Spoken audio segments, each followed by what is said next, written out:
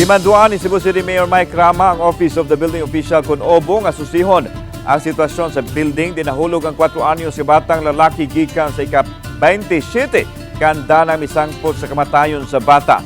Samtang ang Cebu City Police Office ni palawumpas ilang pakisusi sa pangkitabo.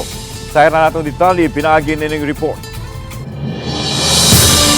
Gikasubo sa Mayo sa Dakbayan Sugbo ang trahedyang ginangatan sa 4 anyos ng batang lalaki kinsa nahulog sa ika-27 ka andana sa condominium building nga mitugpa sa canopy sa ikatulong andana nga nisangpot sa kamatayon sa bata.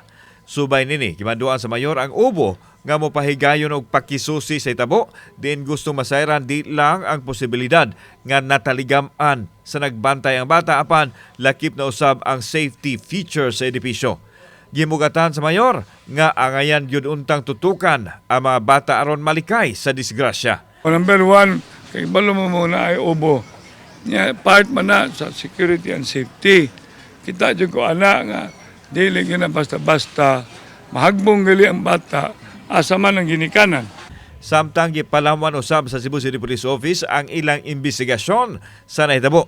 Gikataho nga kauban sa bata ang inahan ini, kinsa aduna matud pay gikuha sa ubos nga bahin sa kondominium ug wa na mabantaye nga nahulog na ang iyang anak. Nadala pa sa tambalanan ang bata apan gideklarar kining dead on arrival.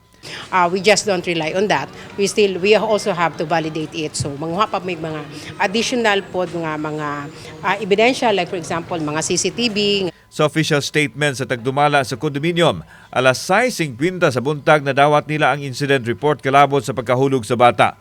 Nakugang og naguol ang management sa edipisyo nga nihatag usab sa ilahang pahasubo ngadto sa pamilya sa bata tungod sa ginangatan ini.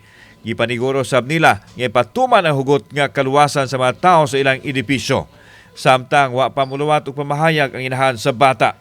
Kauban si Clover Lumayag, ako si Alan Domingo. Balitang Bisdak.